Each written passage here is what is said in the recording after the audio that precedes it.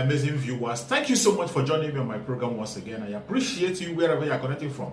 If you have not subscribed to my channel, please kindly subscribe to my channel. Click the notification bell so that you'll be notified each time I upload a video.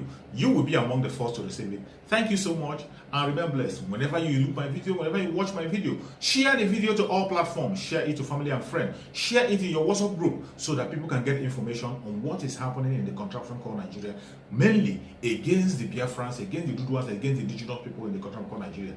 I try as much as possible to set the record straight. I don't preach hate speech. I don't speak against people. I set the record straight. The only important thing I do here is to make sure that the plight of the people remains on the front burner and the world will know the true story of what is going on in the contraption called Nigeria.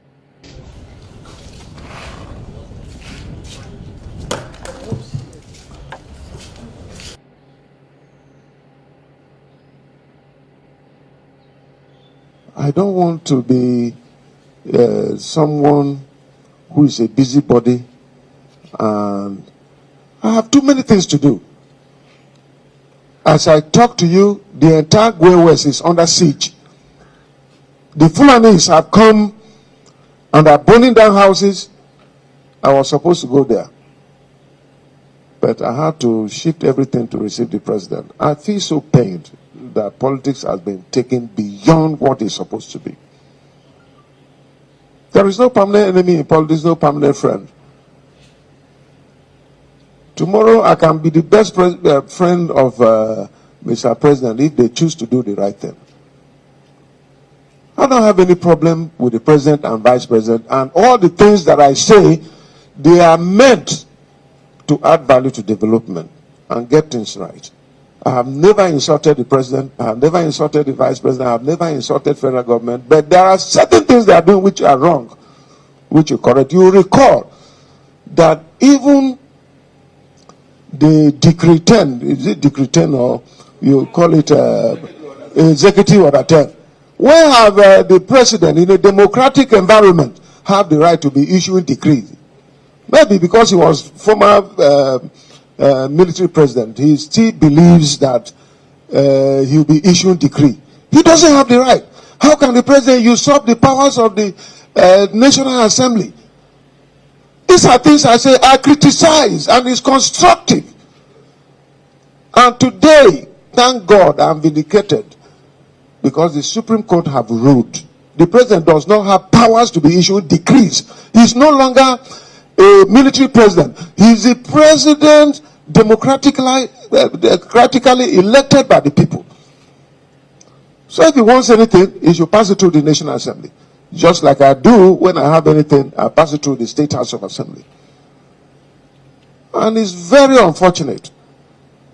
This presidency, if I talk now, some people may, but it is barefooted, it's lame dog, and that is why we're having all the insecurity problems in our country today.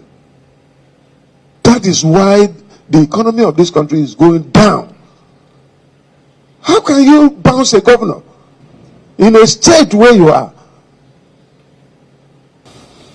So what is the meaning of that? I feel so pain, and I'm going to report this to the vice president. Well, if they choose to do something, fine. If they don't, it is okay. But that is the kind of thing they want us to remain as a banana republic. We don't have a constitution. Can't you differentiate politics from this thing? Have I insulted the president? Have I insulted the vice president? All that I'm saying is that let the right thing be done. Let there be justice, equity, and fairness. It is unfortunate.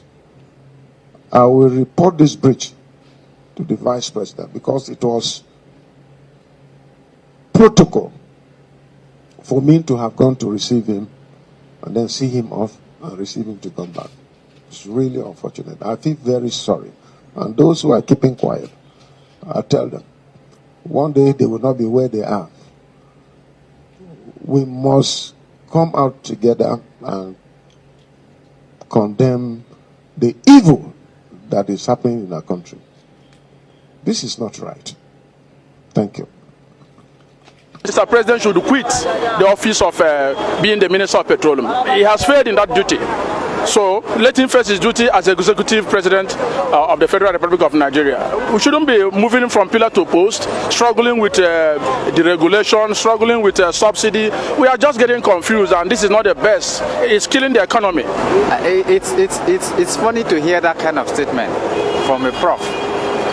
Funny in the sense that it's giving us the impression, or giving the public the impression, that there's a deadline. So somebody is controlling it. Somebody set a timeline for how this will run. That statement is suspect, if you ask me. Yeah, also, this fuel scarcity, President Buhari has said all these people importing the adulterated fuel should be sanctioned. What do you have to say about it? It's also interesting that the president, who is at the helm of affairs in petroleum, is allowing things to slip off his fingers, because how the adulterated fuel come in a border where you can't even import some things. Yeah, granted that there's a lift on the ban of importation and all of that. So how did fuel, an adulterated one for that matter, got into the system? So it's a question on him, not the public. Then two, for how long do we continue in this same old circle? A man who's naturally endowed with crude is the one who, well, because other people are doing the struggle and trouble of exploring this from the ground and then sending it out, go and refine, then come and sell to you back. It's foolishness, if you ask me. It's foolishness on the part of every Nigerian who is not thinking about solution to this whole old system that has lasted for too long a time. It's unfortunate, but like I said, or I will keep telling people, a quick solution to this is modular refinery. Regardless of what Dangote is setting out there, if you consider the need in Nigeria, in West Africa and Africa of refined product need, and the fact that your crude has over 20 byproducts, then the amount of losses we are making by exporting crude and then importing refined product is a big colossal loss that brings a big question that need to be answered by all the people that have been manning NNPC, manning DPRO, manning everything that connects and concerns petroleum products in this country. From the information we had from the government, they said that it was they specifically mentioned MRS as the marketer that has been importing adulteration fuel. Now, from the information we've been hearing also, that MRS has denied that report, that they never actually imported adulteration fuel. So if MRS has said they not imported adulteration fuel, and if the president is saying that they should sanction them, and yet MRS filling stations are all working, so to me, I don't see that as a political thing, because I don't understand. Now, recently they said they were talking about removing subsidy.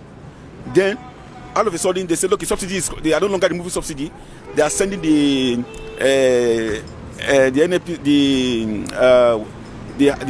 what they call it, the art, the subsidy, help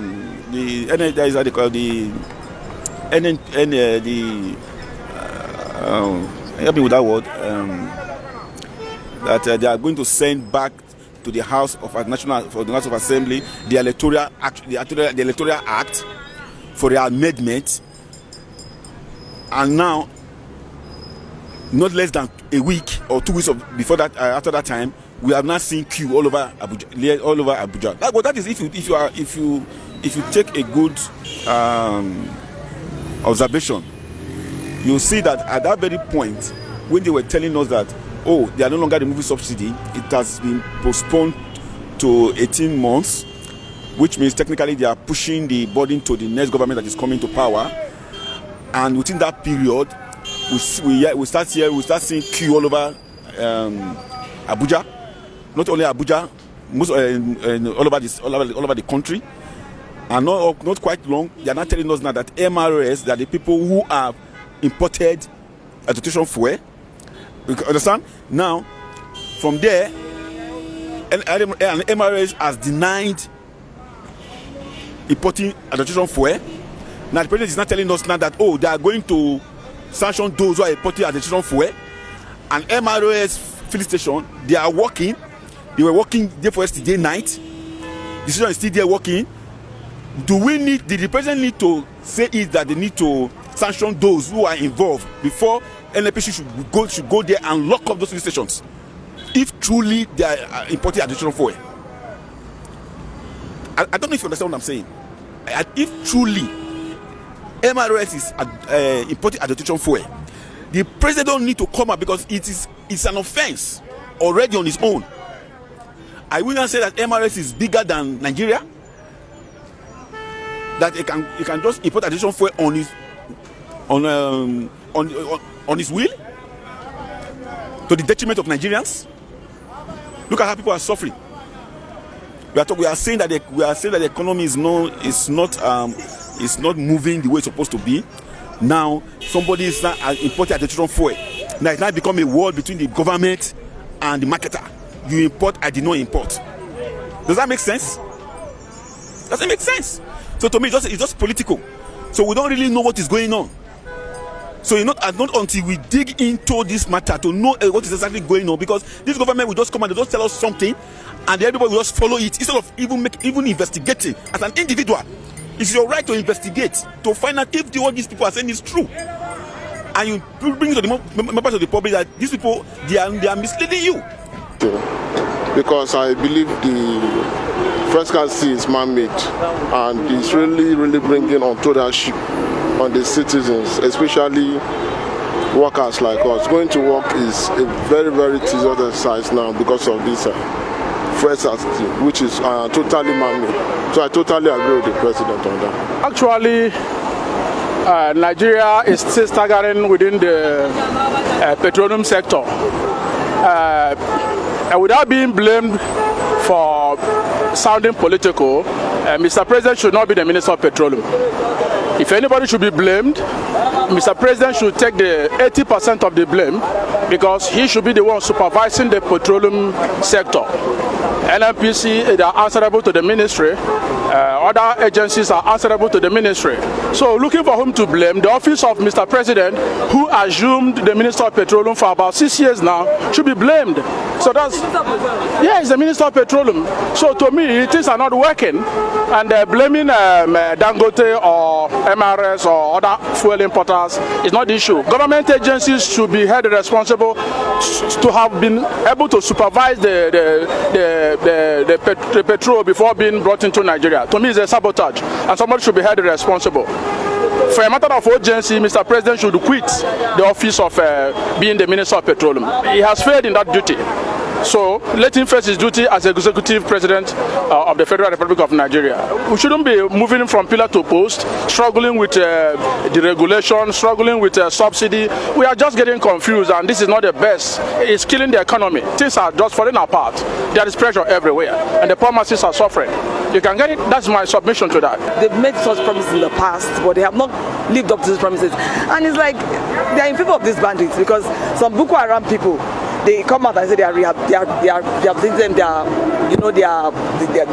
to help them to fit into society. It's like they are encouraging those guys, and it's like the bug. Our younger ones are being beaten by the bug now, because find all these young boys now are going to ritual killings.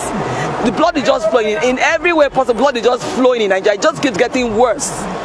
Now it's now young boys going to occultism, young girls killing people. I mean, it's just getting worse. An issue of adulterated fuel in the country. Well, the president has spoken anyway, as he's supposed to, as the leader of the country. He has told the people in charge to hold the people accountable, those who imported it. But the fact remains, we will only hear it on the air, but the actions taken, we will not know. This is not the first time issues like this is coming up. We will only hear the president has spoken. But to hold the authorities concerned accountable, to be able to bring the people to justice, not to book this time around, we will not hear anything. We will not hear it. We have heard he has spoken, yes, as a leader, but we are expecting to see more. And this is the same kind of promises we've been getting, you know, even the previous government and the present government keep having the same position concerning the insurgency and Boko Haram situation in the country. So I don't take the such statement seriously anymore, except with commitment. But because without commitment, anything they say is not something I think we should take seriously.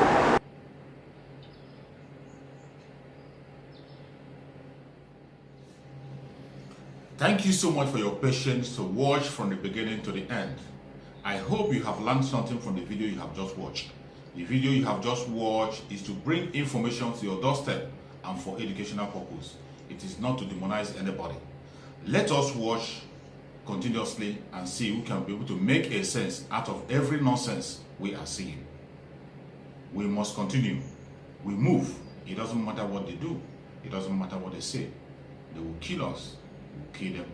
At the end of the day, Biafra is here. Thank you for watching.